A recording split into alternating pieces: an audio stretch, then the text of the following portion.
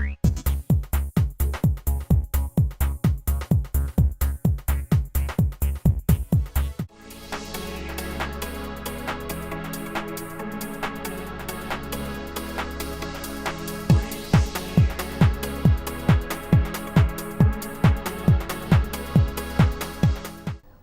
to Mainland, your local regional television station, coming to you from the Nelson and Tasman region.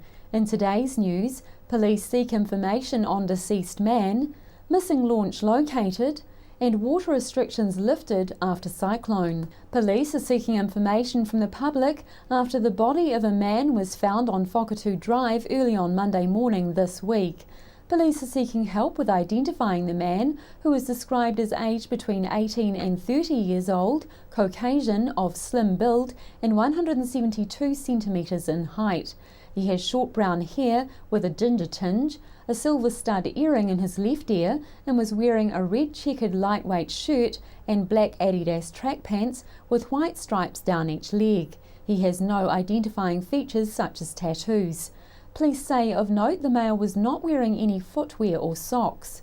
Members of the public with any information regarding a man fitting this description, who is currently unaccounted for, are asked to please contact Nelson Police on 03 546 3840. A naval vessel is en route from Wellington to the area about 200 kilometres off the coast from Port Taranaki, where the missing launch Erie was last seen. It's understood the boat belonging to the missing man Kerry Blair was found off the coast of Taranaki by a Royal New Zealand Air Force Orion on Friday evening.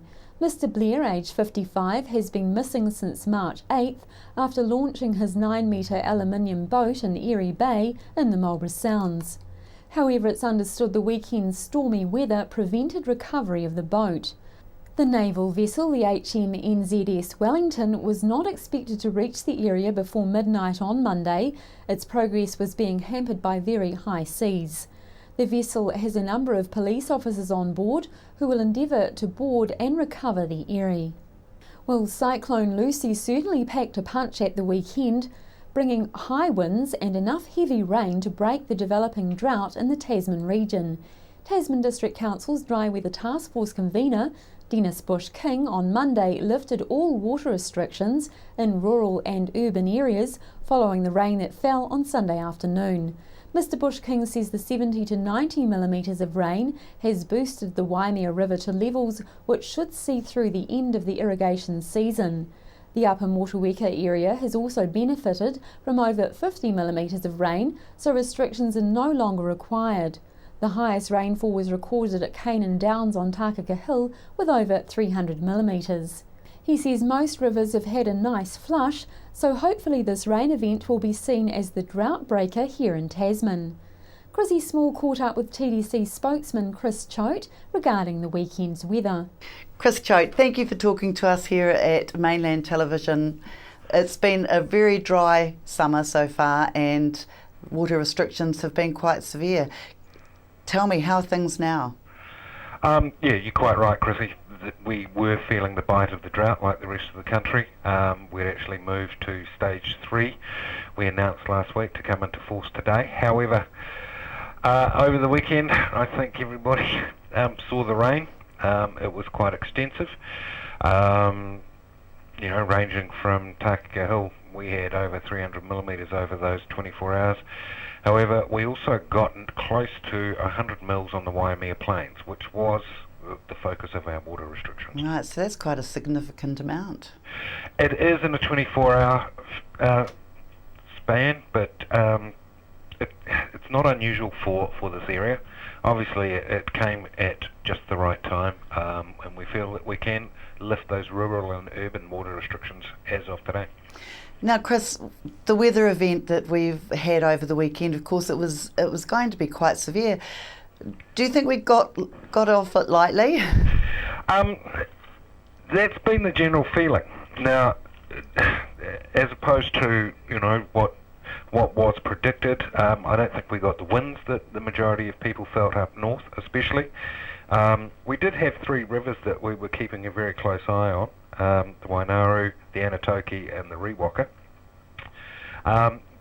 They reached annual flood levels at the Anatoki and at the Wainari, but as soon as they got to that level, they started decreasing pretty quickly. Rewaka was predominantly hit.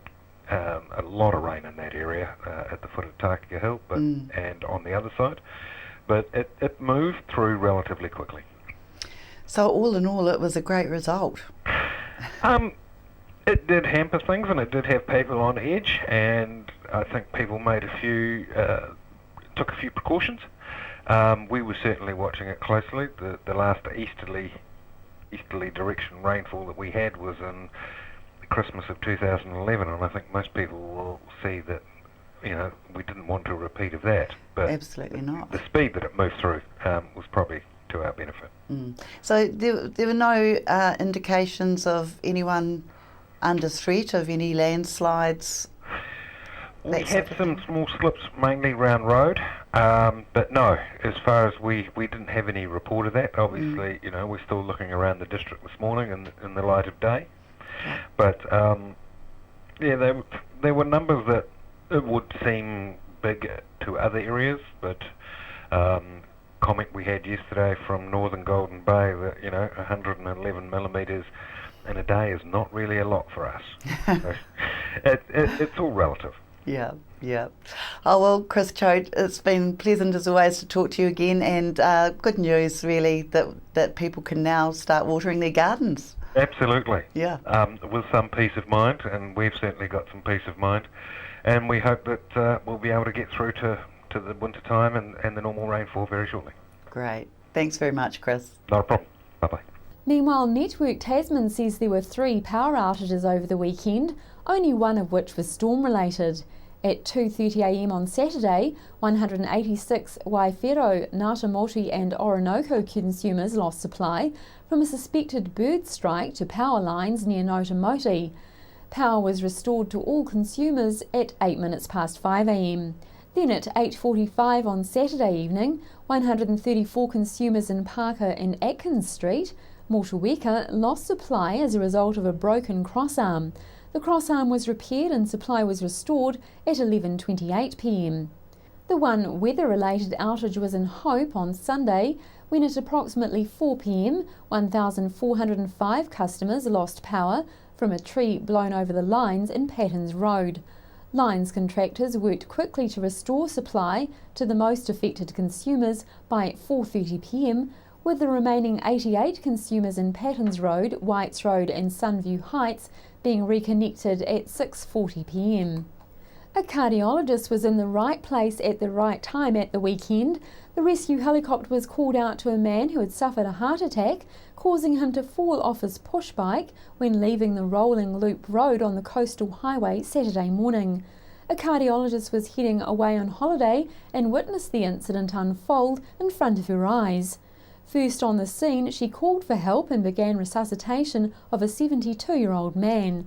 The man was immediately flown by rescue chopper to Nelson Hospital's ICU and is reported to be in a serious condition.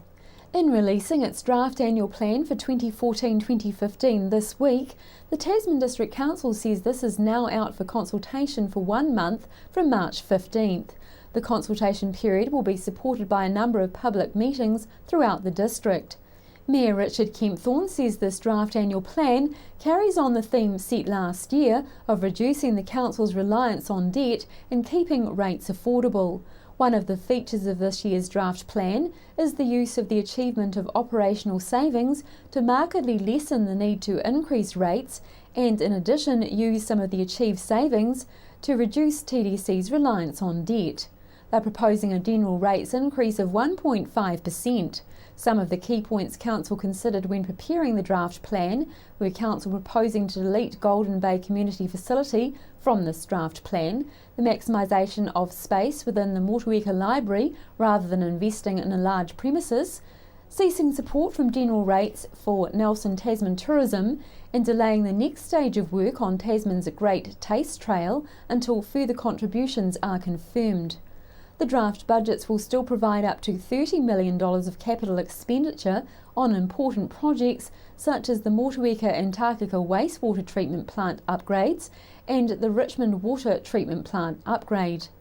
Nelson City Council's Works and Infrastructure Committee has given approval for officers to advertise tender for big projects before the annual or long-term plans are formally adopted at the end of June each year. Works and Infrastructure Chair Eric Davey says they tried this approach last year and it was very well received by the Contractors Federation.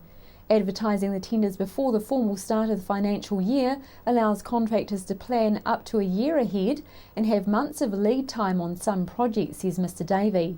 The projects that are likely to be tendered before the start of next financial year, 2014-2015, are the York Valley Road Extension and Weybridge at $1.5 million, Quarter Park Pump Station Upgrade at $3.6 million, Quarantine Songa Trunk Main Upgrade at $1.5 million, Water Renewal Program at $800,000, the Suter Upgrade at $12 million, Council Share $6 million, and Saltwater Creek Haven Road Culvert at $850,000. People are being urged to attend a nationwide rally against the TPP agreement on March 29th. Protesters will gather at Miller's Acre at 12:30 p.m. and will proceed to the 1903 Square for speeches and information on the current situation with the TPPA. Organiser Graham O'Brien says they're now contacting all other cities and towns to follow Nelson and Tasman's example to lobby their councils to adopt the People's Resolution. He says once again they need to show their commitment and unity as a community against any attempts to undermine the democracy and sovereignty of New Zealand and that of our concerns that can't be ignored by government. Graham O'Brien says join them at the Rally for Democracy and together they'll send a strong message to politicians and people throughout New Zealand that it's our basic democratic right to know what's being done in our name. He says this may be their last chance to gain attention to the injustices of the Trans-Pacific Partnership Agreement before some major decisions are made by governments. After the break, we'll bring you the latest weather update and some events and happenings coming up from around the region.